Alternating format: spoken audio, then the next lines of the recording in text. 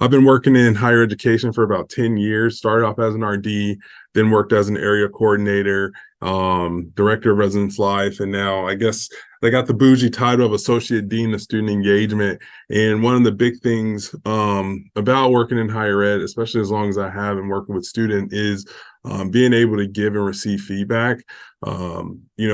I have a student staff at any given time of between 3 and 28 students when new student orientation rolls around.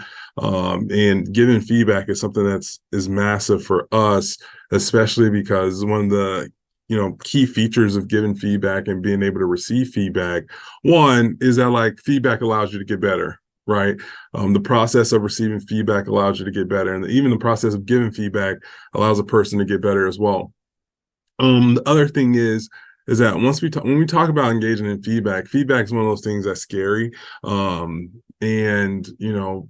For whatever reason, when we see feedback creates a fear, or sometimes feedback creates an anxiety, especially when we talk about the person who's giving us feedback.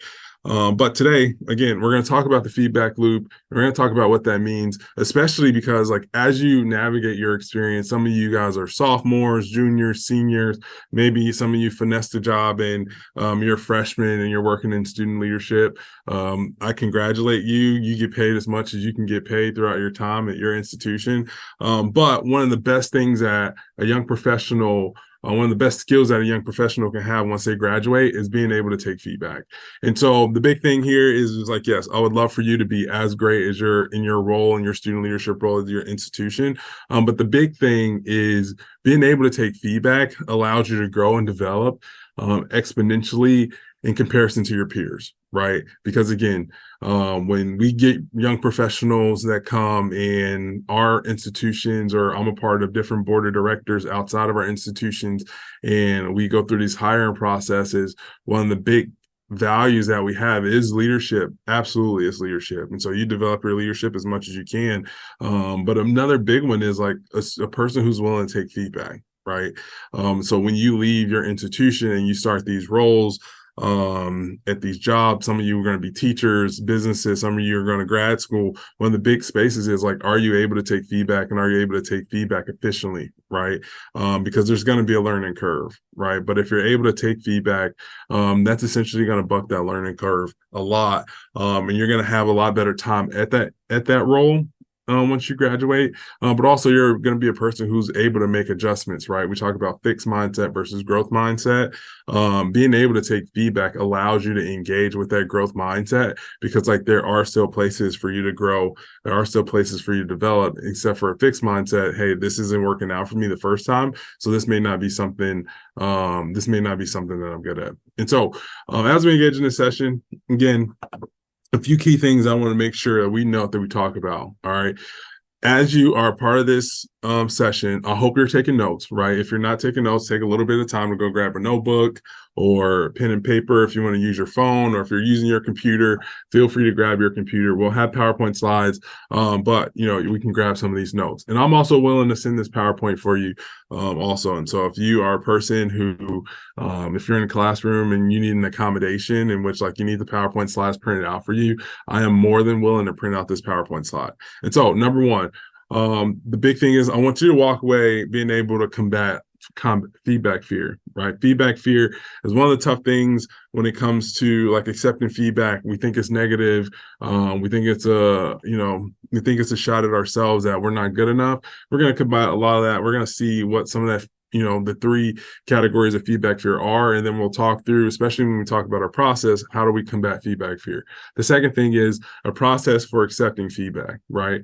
A lot of times people think that like, okay, like I got this piece of feedback, so I just need to work harder. And that's not necessarily true.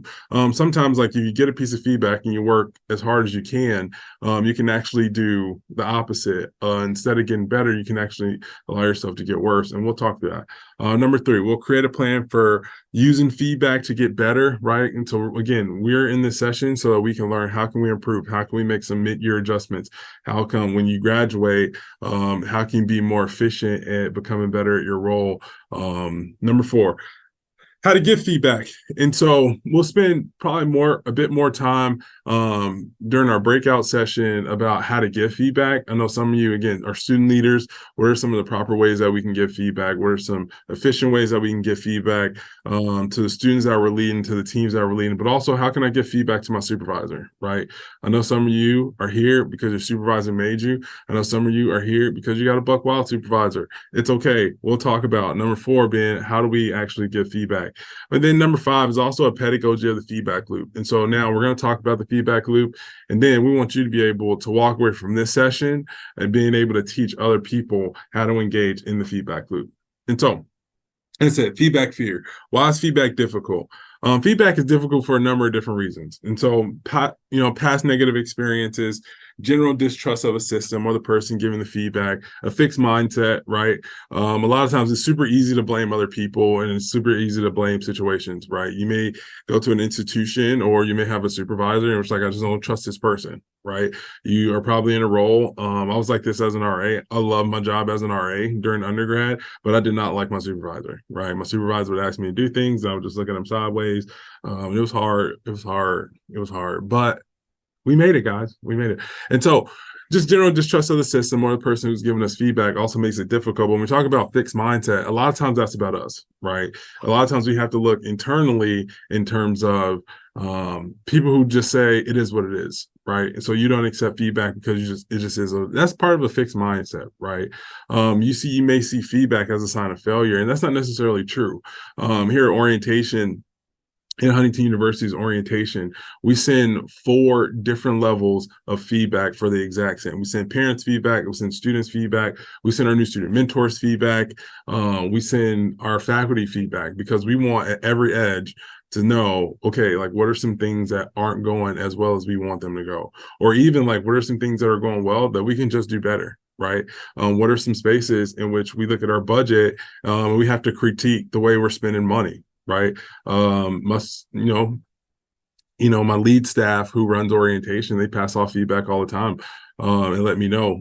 Sometimes it hurts my feelings, but we're good, right? Because like once we engage in that growth mindset, it allows us to actually see a lot more successes than just generally saying that, like, okay, this feedback that I'm receiving is a sign of failure. Okay. And the last piece, posture, just general fear of feedback being negative, right? It's just like, okay, like I don't necessarily like this. I'm a person that I still don't like feedback, right? And so when there's a negative feedback, I always have to go back and I have to check myself, right? We have a feedback meeting with our mentors and our faculty, and as soon as it's over, I'll pack up that feedback, I'll put it in a notebook, and I'll leave that notebook there for a few days, because it's just like, I can't look at this, right? We send out surveys and like we get 30 positive responses, but the response that I'm looking at the most is the one person who said that they didn't have a good time, or the one person who says like, agree, and then they, on that one comment, they put disagree, and then they write why they disagree. And even sometimes people don't pick disagree. Anxious, very, very anxious. And so we talk about feedback fear. Let's put all the reasons why we're afraid of feedback into 3 categories. And so a lot of this comes from this book called Thanks for the Feedback. Sonnen Heen talks about 3 triggers, right? A truth trigger. Feedback may lack substance. And so there are forms of feedback that just aren't true, right? You can get something from someone else's perspective, but they don't have all the details and they're still trying to give you feedback.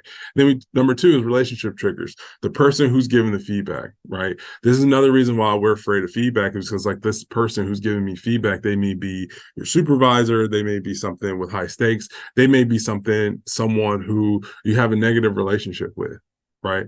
They may be someone who they give everyone feedback, and it may not be true or not, right? It could be true feedback, but because you've had so many negative experiences with that person, that's what makes it difficult for you to receive that feedback, or that's what makes you afraid to receive that feedback. And then we call identity triggers, right? Self-reflection. Okay. So someone gives me feedback, and the feedback that they gave me tells me, as I evaluate the feedback they gave me, it may make me feel insecure. It may make me feel stupid. It may make me feel a few different things, right? There's some things that I think I'm very, very good at, right? In college, I played football, and during the football season, I just thought I was amazing at certain aspects of the game. And then at the end of the season, our coach would give us our evaluations, and he'd tell me like, hey, Isaac, like you're not as strong as you need to be, or you're not as fast as you need to be. I'm just like, I'm the fastest one on the team, coach. What are you talking about? That's what we're talking about when we're talking about identity triggers, and we're talking about the self-reflection of those identity triggers. And so I have to take a quick break. Let's take a look at feedback as a holy practice, right? And so specifically as we look at Peter, right? Matthew 16:18 says, and I tell you that you are Peter, and on this rock I will build my church, and the gates of Hades will not overcome it. And so when we talk about feedback, it's feedback as a holy practice, it's great to look at Peter, right? When you go to church, your pastor or someone's small group is always talking about Peter, and Peter ends up becoming the butt of the joke, right? But in reality, Matthew 16:18 shows that, Peter is a person that Jesus built his church on, right? The merit of Peter, the work that Peter did. And a lot of that is because Peter, yes, said all of these stupid things, as we depict him in the Bible. But one of the things that we don't necessarily pay attention to is that Peter's willingness to receive feedback after Jesus rebuked him, after he learned a lesson, or the parables, or even look at the foot washing, the famous foot washing scene, is that Peter was always willing to accept feedback, right? Peter was also willing to admit he was wrong, but Peter was always willing to admit that was like, okay, like this feedback is something that we all need to pay attention to, right? You even look at his beef and Acts, is that Peter was in a space in which like, okay, like this is something that as a community, like we can look at and we can respond to. Okay. And so that's what we're talking about when feedback is a holy practice, because like we look at the parables, right? We look at Paul's letters to these different churches, right? We look at the scene between Job and God, right? We talk about feedback as a holy practice. A lot of times we just pay attention to God said something and then they did it, right? But the free will's nature of it allows people to say like, okay, God is telling me, or Jesus is telling me, or Paul has told me that I need to make an adjustment at some space, right? I need to look, evaluate this feedback, and then move forward. And as we move forward, that's how we get closer to God. That's how we improve and engage with our vocation. All right. So what is a feedback loop? A nonlinear 5-step process. And so again, it's a 5-step process, but a lot of times you may have to go back and forth, especially when we talk about the evaluation process. Okay. And then help someone navigate feedback and make substantial improvements. And when we talk about substantial improvements, I legitimately mean substantial improvements. And so like you may get a piece of feedback and you're just like, I don't know how we're ever going to accomplish this. The feedback loop is one of those things that is going to actually help you accomplish some of your goals. All right. And it's not limited to verbal dialogue. Okay. And so a lot of times we talk about accepting feedback, and just like you sit down in your evaluation, your mid-year evaluation, it's just like your boss tells you what you need to get better at, and then you go and get better at that. Sometimes it can be an application from a survey. Sometimes it can be an idea you had, a self-identified area that you're just like, okay, this is a goal of mine. This is where I want to get better. Sometimes it can be working out. Sometimes it could be you were sitting in class and then you had an epiphany, or like this is a conference, right? It may look different because some of you are in your office spaces, or some of you are in your dorm room while you listen to this conversation that we're having. But it can be that, right? This is also feedback. So what are some adjustments that you can make or you want to make? What is something that you hear just like, okay, this is something that I want to cling to. This is something that we're going to move forward with. And so step one of the feedback loop is posture, right? And specifically the posture of a learner. And so we want to investigate truth, we want to improve, and we want to go into this space with an unoffended heart, right? Because again, we talk about truth, we talk about the different triggers, truth triggers, and we talk about the different triggers in terms of like relationship triggers. Is that like, okay, you may be an RA who's sitting here listening to this, and you have this resident who's been crashing your party all semester, right? This person's been crashing your party all semester, and the only thing you want to do is you want to just be a good RA, right? What is that resident who's been bugging you all semester saying? They're just like, okay, there may be some validity to what you're saying, and I'm shutting off the feedback that you're giving me because we have a poor relationship, or because this resident has a poor attitude, or because this resident complains about everything, right? That's what we're talking about with unoffended heart. It's just like, okay, thanks for your feedback. I'll get to that in a bit, but I just need to check myself before I actually do something about your feedback. I wouldn't necessarily say that to them because we don't want them to get offended. And it also allows us to improve, right? It allows us to investigate the truth, see what's actually true. Similar to how when we're in a classroom and we go take a quiz, right? Quizzes are not exams, right? We go and take a quiz, and the quiz tells us it's like, okay, we got a 3 out of 5. That's a 60%. Right? How can I improve so that by the time the exam rolls around, that I've made the necessary improvements to pass the actual exam, right? Because posture is about approach, right? And specifically, we talk about body language and verbal responses. That's more specific to like the one-on-one dialogue, the people dialogue. It's like you're receiving this feedback, right? How are you making sure that you give off the appropriate body language, right? Because they say 90% of communication is body language.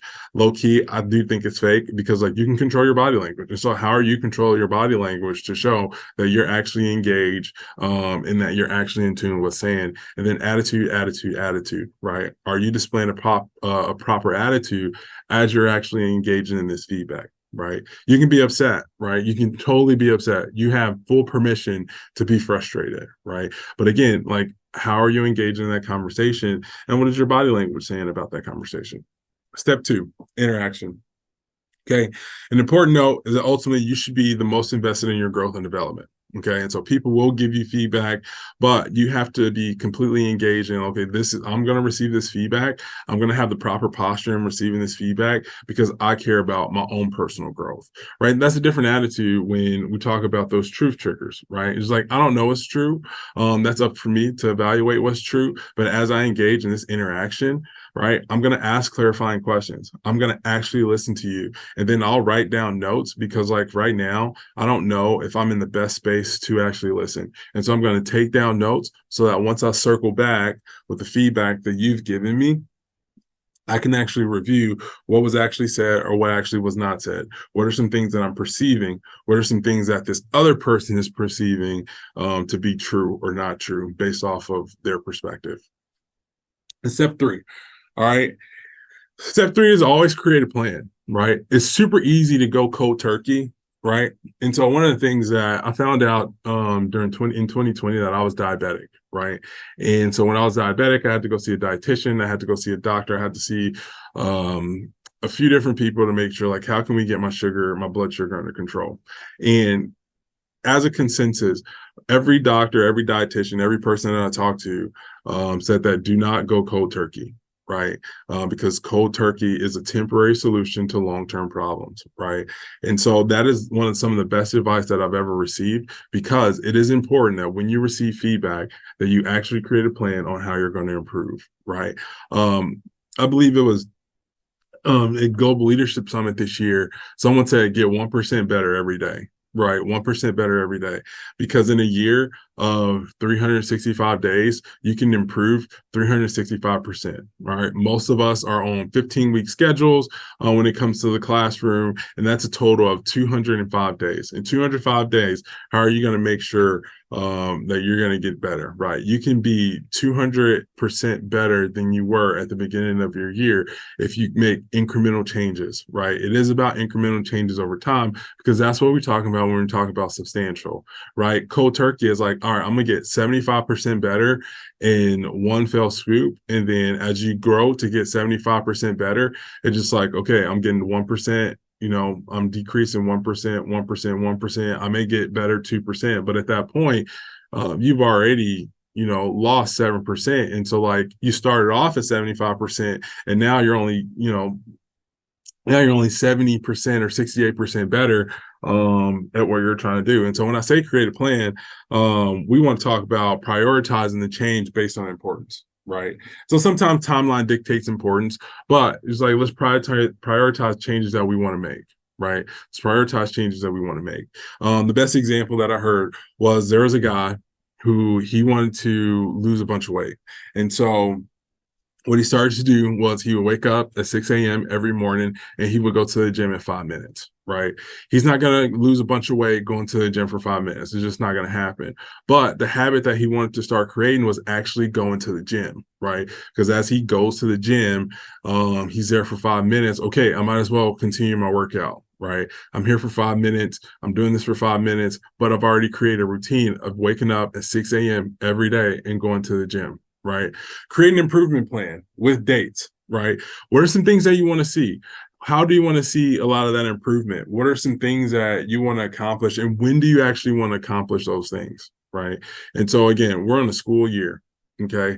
A lot of times it's about projects. I want to get better at my time management skills. I want to have a better floor presence. All that's great. But, like, when do you want to do those things? Right. Again, we're talking about incremental improvements, right? We're talking about creating small habits so we can make those big improvements, those 1% habits, so that we can be 200% better by the end of the school year. All right. And then create reevaluations and check-ins. And when I say reevaluations and check-ins, I legitimately mean create reevaluations and check-ins with the people who are giving you feedback. Right. And so, again, that resident's been bugging you all year. Right. And they want you to be on the floor a little bit more. Right.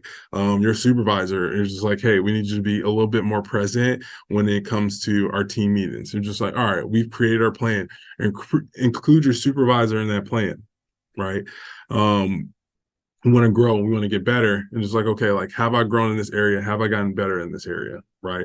For your own self-improvement, right? Create a checklist. I want to work out 5 times a week. All right, let's create a checklist of like, I worked out Monday, Tuesday, skip Wednesday, Thursday, Friday. Okay, now I got to either work out Saturday or Sunday, right? That's what we're talking about, creating those reevaluations, check-ins, and then create a proficiency goal, because making change is hard.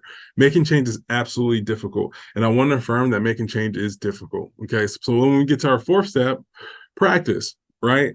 We're trying to implement something new. We got to make sure that we understand that we're creating a new comfort zone, right? And so at the start of it, it's going to be super inefficient. And so as we're engaging in this inefficiency, how are we making sure that we're practicing and that we're being proficient moving forward? And proficiency comes with this is something that I was not good at, and now I'm professional at it. Now I'm really good at it. Okay. And so now that you're really good at it, it's like you have created a new comfort zone for yourself. And that's the thing that makes you more efficient. Then step 5, reevaluate. Okay. Have you executed the plans and goals? Have you identified triggers and responded to them appropriately? Have you touched base with your supervisor to ensure that you're on pace for proficiency? And so again, we'll talk more about the pedagogy of giving feedback, as well as giving feedback from the supervisor standpoint, as we work through our breakout session. Thank you all so much. I'll see you in a bit.